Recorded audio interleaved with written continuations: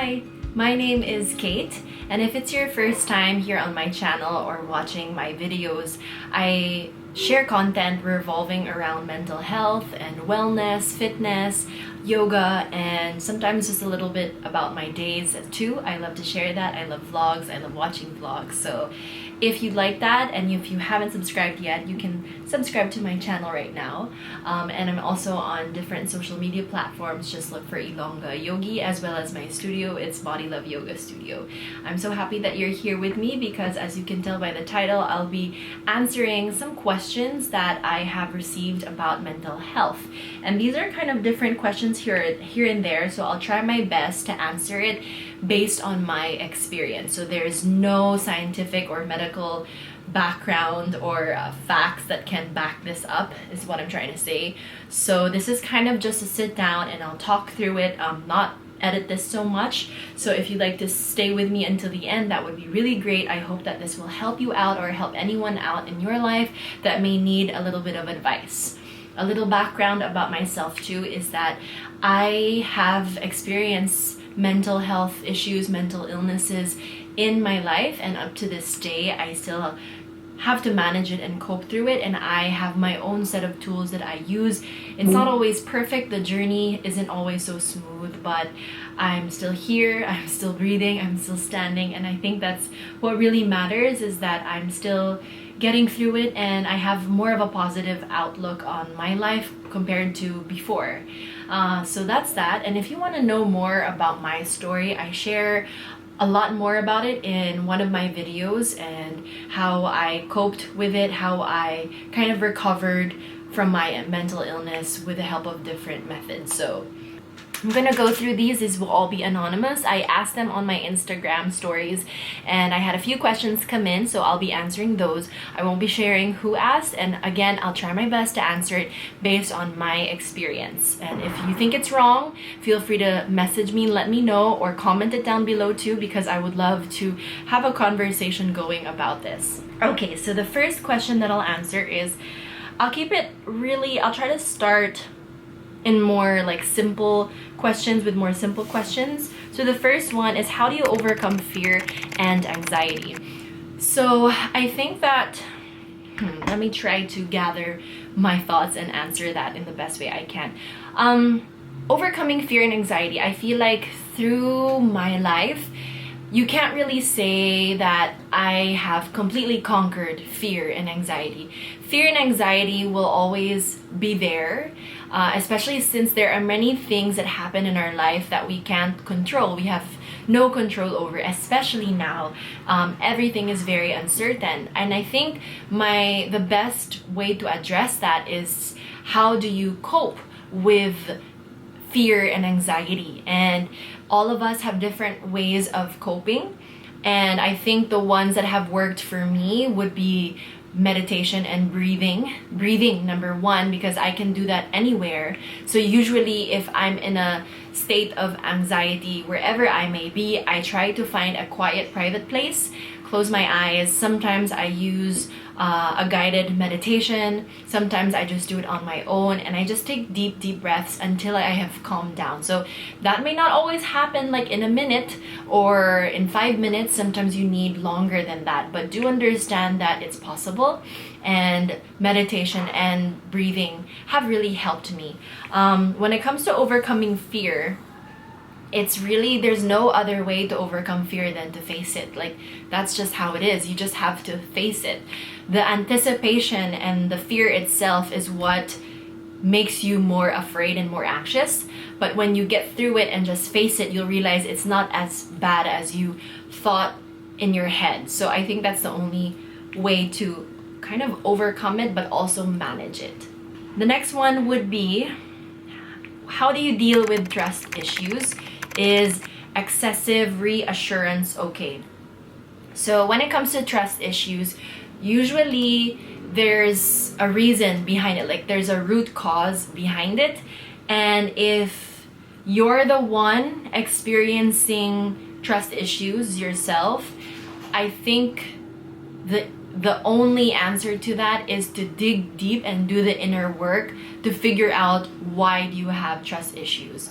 where is it coming from, what triggers it, and really look into that.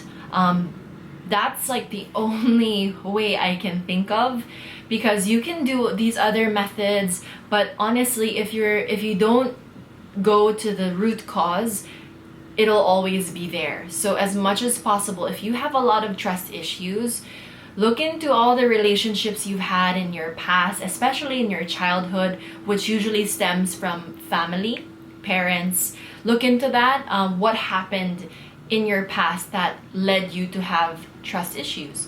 And once you understand that, it will be easier to know what measures you should do to help yourself through those trust issues. And if it's someone else that's going through it, again, it's also suggesting that. But of course, some people are not open to it, so I completely understand. But honestly, if that's the case, it's like no matter what you do, especially if you're on the receiving end of those trust issues, no matter what you do, it's just gonna come up a lot. So I don't know, like, how do you deal with that? Because personally for me, if I for example, like in a romantic relationship or in a friendship, if that were the case, I would bring it up, and if I feel like it's very toxic for me, I will step back and either like step away from that relationship, whatever relationship it is. But if it's like a family member that it's hard to step back from and step away from, maybe it's trying to understand them to, like, where do their trust issues come from, trying to like do the work yourself so that you learn how to be patient and understand them, like in an unconditional way. So I guess, I hope that makes sense, but that's honestly how I would deal with it if I had trust issues, and if anyone in my life had trust issues, I would suggest that. How do you find yourself after a breakup? So I love this question, to be honest, because for me in my life, it was through breakups where I really was able to do a lot of inner work, like a lot of unraveling, a lot of spiritual awakening, a lot of just deep understanding of who I am and of the world. That's how I have found myself. So it's kind of ironic that that's the question, how do you find yourself after a breakup? But honestly, it's through that breakup that you find yourself. Breaking up with someone is, I'm sure you have all heard this before, but breaking up with someone is very much like losing someone that you love, like to death. And it's a grieving period that we all have to go through. So for me, my advice to that, I love giving advice about it because I feel like I've gone through really traumatic and painful breakups in my life. First of all, you have to give yourself permission to go through it, like go through the hell of what a breakup brings. You go through the waves of emotions that it also creates. You have to allow yourself to go through it, because if you don't give yourself the time, the space to grieve, that will resurface. It will always resurface. And maybe there are people who can still function that way, who don't have to really go through the whole thing.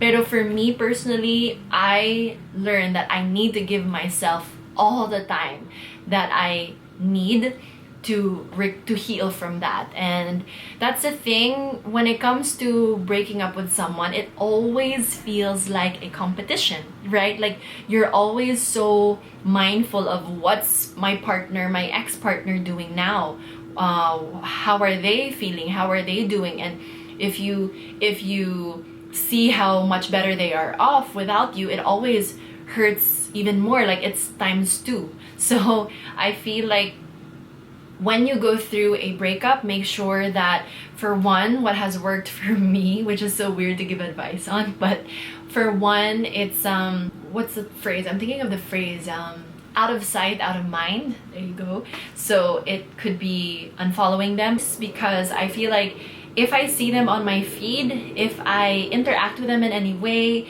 it's just toxic for me. And I hope that they don't take it personally, although most of the time they will. But honestly, I don't do it because I hate them. I do it because I need to. I need to do that to cleanse myself, and that's how I am. And it sucks, of course. It's not the best, but sometimes it's just the way it is. However, now you can just mute. You can mute people if that's better, so you don't have to completely unfollow them. But it's like, for me, it's just a way for me to completely cut ties. That's how I am. That's how I've always been. So it could be different for you, but out of sight, out of mind. Allow yourself to go through the waves of emotions. Give yourself permission to cry and cry and cry until you can't cry anymore. But also be very kind and patient with yourself. Any sort of healing journey, whether it's from breakup or from losing a loved one or from your mental illness, I love this advice which I got from someone a few years ago, that your healing journey is not a straight line. It's more like a spiral. So sometimes as you go through your daily life, it feels like you're back to square one, because it feels like you've been there before, right? Like in a spiral. But that's not the truth. You're actually further away from where you started. It's just that it feels like you're back to where you are. So you just have to keep going. So that advice has super duper helped me realize that it's not going to be perfect. And even when you're far off on the spiral already, you're close to the end, or you're like really far away, again, you'll still come back to those feelings. Like, you feel like you're back to where you were when you suddenly like break down after seeing a picture of them or a story of them with someone else. It'll feel like you're back there, or remembering a memory with them. But you just have to keep going. Just take it easy. Make yourself busy. That, again, I love the period after a breakup, because it's like this period of so much freedom. Like, the world just looks so different to you. And I know, like, I'm idealizing breaking up, but that's just how it is. Like, honestly, when I went through the breakups that I have in the past, and it's really like changed my perspective of the world. It has really opened myself up to all these different possibilities. Like, I remember after going through a breakup, it was like, okay, this is my time to try new things, to do different things, to travel, to do this and that. I know we can't do that now, but if you're in a place where you're allowed a little bit of movement, you can always find a way around it, a safe way around it. So it's like this exciting phase. And what also helped me, one last thing, is after a breakup, I remember telling myself that if this is the last period in my time where I'm single, where I have no attachments whatsoever, then I need to make the most out of this. So, it's a very like optimistic way of seeing things, and that has helped me a lot. And of course, you just have to allow yourself to go through different mental stuff. I don't want to say like mental illnesses. If your mental health is not the best after a breakup, it's not really gonna be the best. So you have to reach out to people, be honest, open up, don't hold everything in. Allow yourself to express that in a healthy manner, so you can easily get through it as well. So that was a lot, but I know that a lot of people go through breakups, and I just want to help you guys out, because that's what I have learned in all the breakups that I've experienced. Okay, next one. How does journaling help with managing mental health? So journaling is such a helpful tool for me. I sometimes don't want it to be, because I know that journaling is not something that everyone enjoys or is open to trying. And even for me, sometimes I get really lazy to journal. But honestly, I can feel how different it is. And that's like annoying, but it's the truth too. When I was first diagnosed with bipolar 2, and I was here in Iloilo, I moved here, so I wasn't doing much.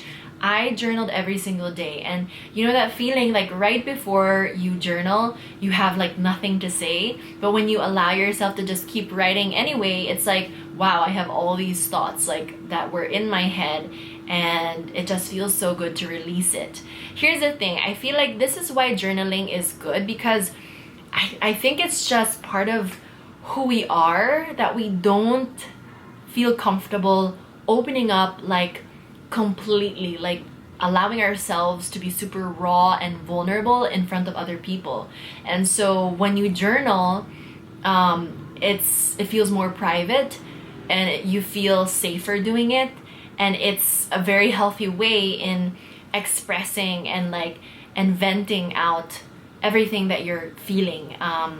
So that's why I feel like journaling is really good. And just the act of writing it down is such a grounding experience too. And that's why, if it's possible to teach your kids to do that, and for you who's watching to also start doing it too, think of it as though you don't have to spend so much time in journaling. You can spend 5 minutes or less. Just write down how you're feeling and what you're grateful for, and then that's that. It's not so hard to do. But if you don't really like it, if it really makes you uncomfortable, you can either record yourself, like do an audio recording. I think I've shared that in one of my videos lately.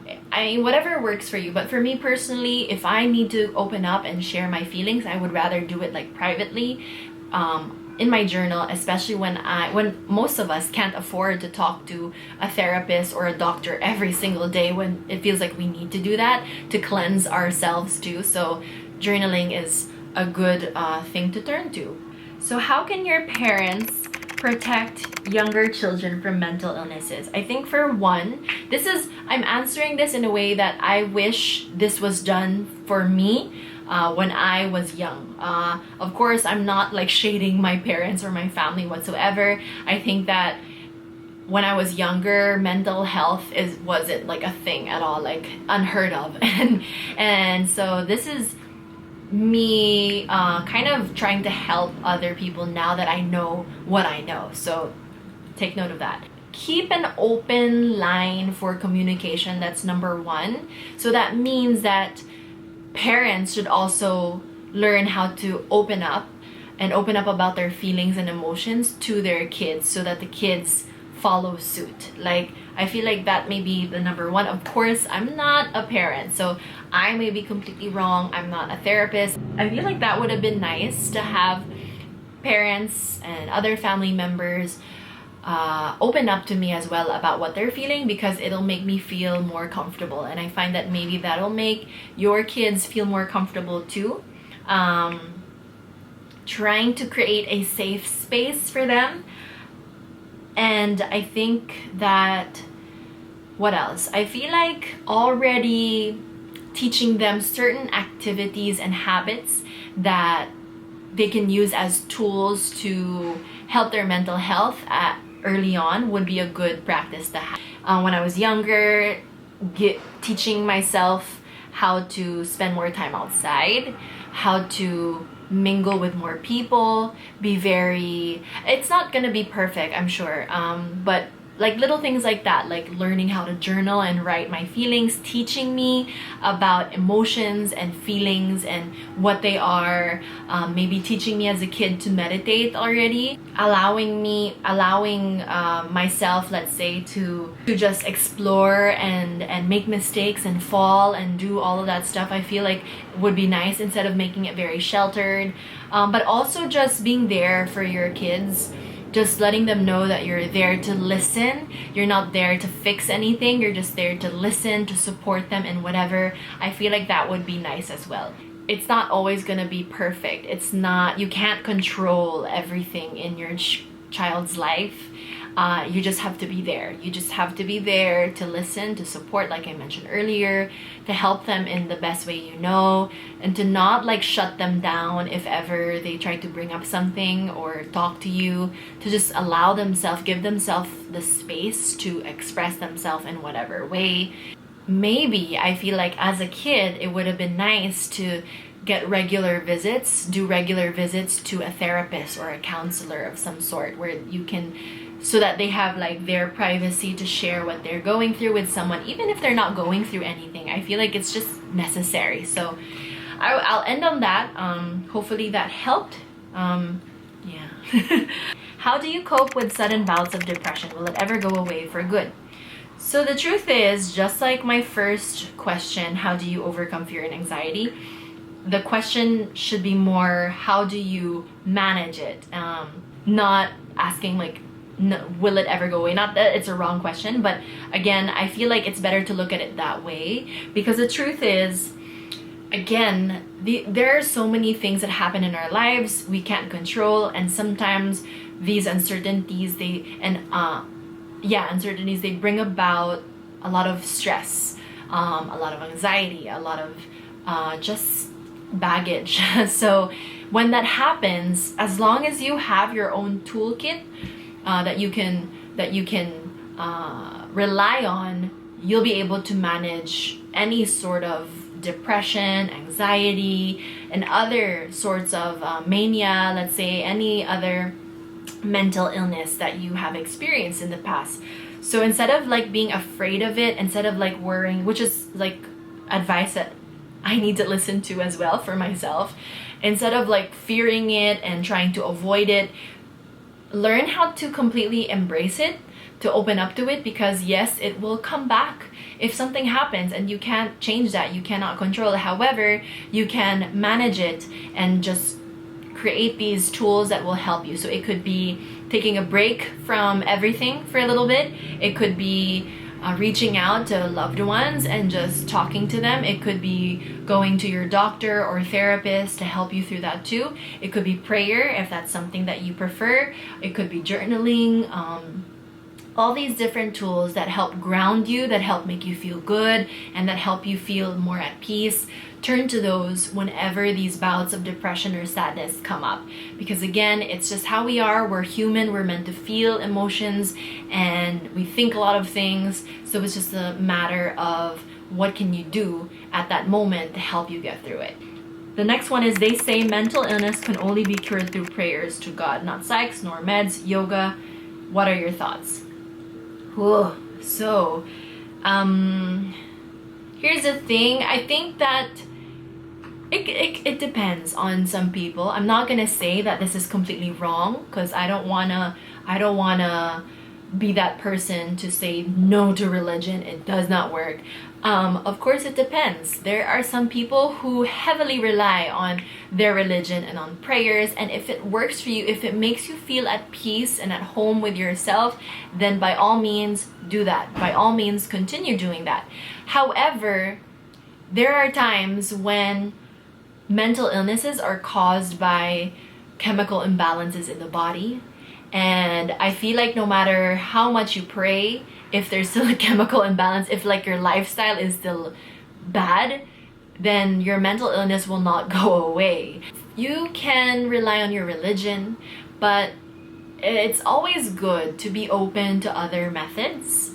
You cannot really lose much if you try other methods, especially if you feel like it's not helping or nothing's changing in your life. So that's that. I'm gonna say that for me personally, religion has helped too. Not completely, but yes, it has helped in the past. It makes me, and even now, I would like to say that I'm more spiritual. And so the moments when I speak to a higher being, it helps me too. It helps me feel more at ease and calm, and just like I have more trust and more faith in what's to come.